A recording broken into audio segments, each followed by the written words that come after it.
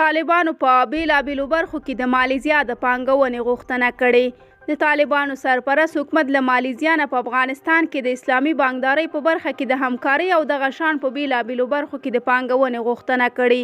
د طالبانو د بهرنۍ چارو وزارت 13 ورځ ناوخته په خپل ټویټر ولیکل چې د طالبانو حکومت د بهرنۍ چارو سرپرست وزیر امیر خان متقي په دې اړه د افغانستان لپاره د مالیزیا د بهرنۍ چارو وزارت ځانګړي سلاکار احمد اعظم عبدالرحمن سره په کابل کې لیدلي.